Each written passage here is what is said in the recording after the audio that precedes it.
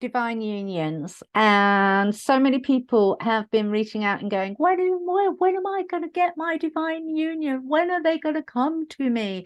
And there is a whole host of reasons why you can feel them. They're sitting on the periphery, but they're not actually coming in yet.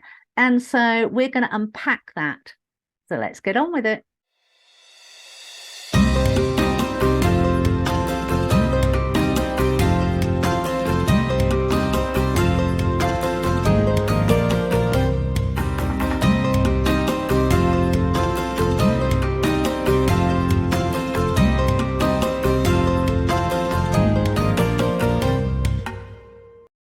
Hi, and welcome to Outlaw Door. For those of you that don't know me, my name is Claire Attio. For those of you that are returning subscribers, thank you, thank you, thank you.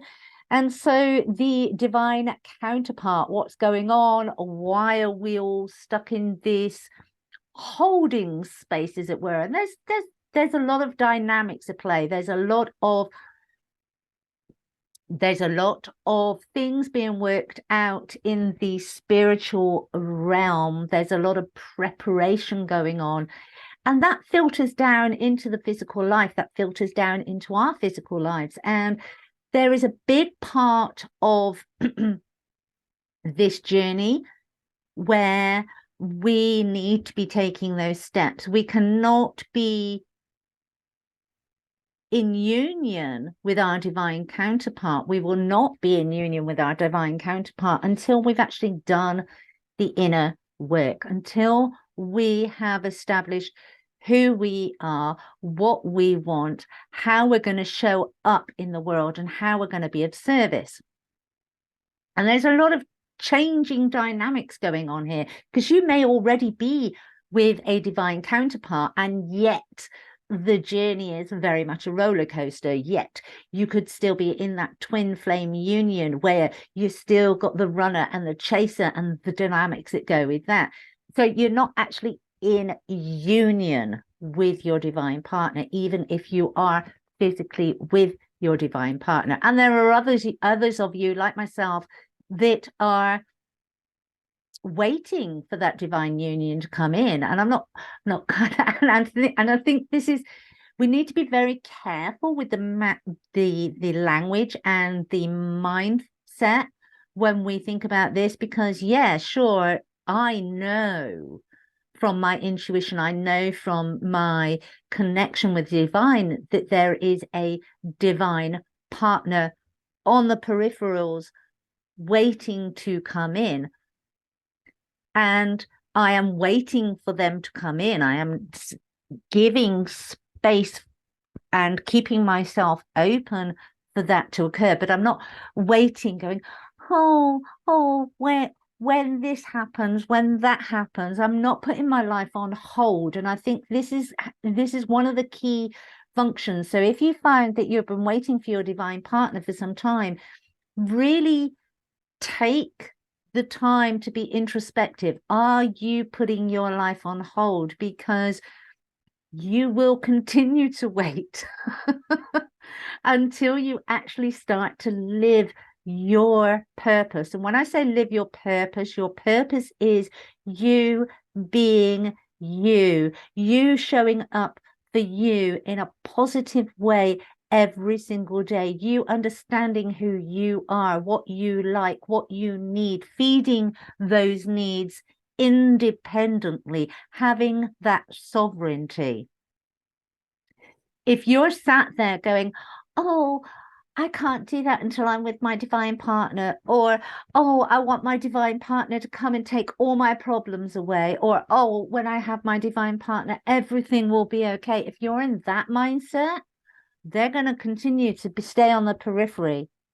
That is not what a divine partnership is about. A divine partnership is about the two of you meeting in unity, in unison, on the same frequency, so that you can move forward together and bring magic into this world, co-create magic into this world, create a ripple that makes those that aren't yet spiritually awake go, whoa, what's that? Because it's not about people seeing you. It's not about the physical demonstrations of that love, of that union. It's the energetic vibrations, the energetic ripples that you will be putting out that others that aren't yet awake will feel. And so those divine unions are exponentially important in the fact that both are running their own sovereign programs. They're both living in their ancestral blueprint. They have embodied who they are as a soul being, and then they meet their counterpart that has also done that work. And it's really quite mind-blowing as to how those energies are going to be. I get very, very excited. There are no words to explain the emotions that I feel when I think about actually having that in my life, adding that to my life. Now, if it doesn't happen in this physical lifetime, it's not a problem. I do believe it's going to, but it's not a problem because I've embodied and embodying, because each day changes, each day we progress, each day we learn, each day we grow. If we're doing the work, if we're putting in the time into ourselves. And so I have a very full and fulfilling life now, in this moment. And yet to think about adding to that, making even more magic, and being able to create greater shifts within humanity so that they feel those vibrations from that union, and it inspires them to dig deeper into themselves, is amazing.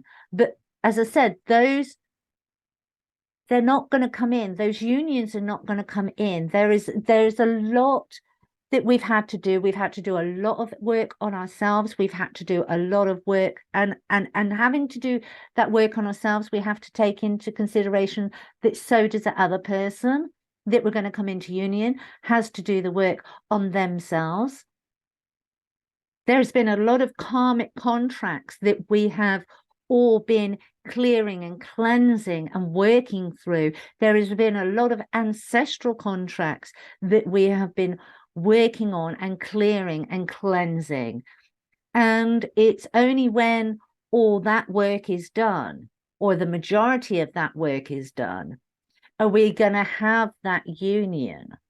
But you will know it. You will know. And this is the thing. And I think the problem is, and what's happened is, a lot of people have, myself included, got involved with the karmic thinking, oh, yes,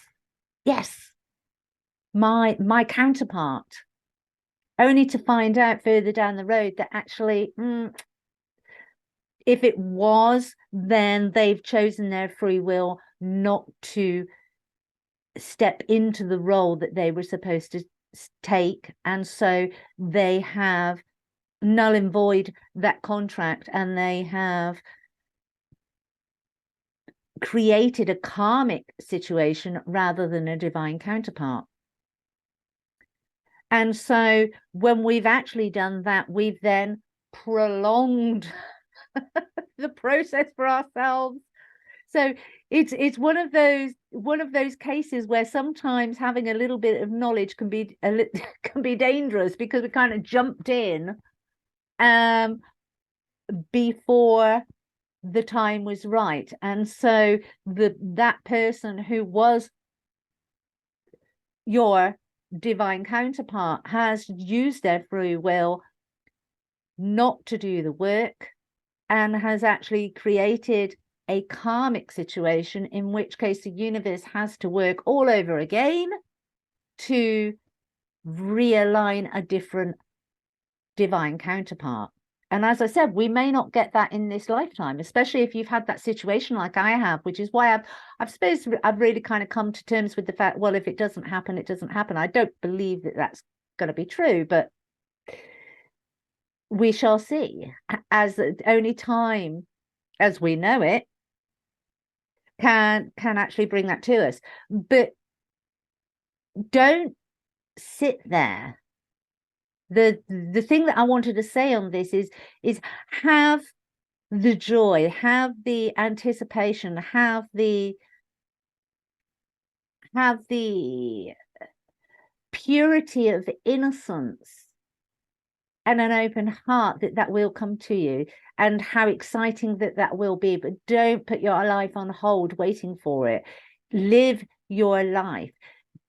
Do and take action on the nudges that divine give you for your purpose, for your mission. And then if and when that divine counterpart comes into your life, embrace it, enjoy the magic, and keep moving forward. But don't lose yourself. Well, you won't lose yourself, because the whole thing is the dynamics and the energies in the cosmos have changed so much now, and on the spiritual realm, that those counterparts aren't going to come into our lives, or we're not going to come into their lives, until both sides have sovereignty. They have a knowing of who they are. They have that authenticity. They're able to stand in their power. They've done a big amount of the healing.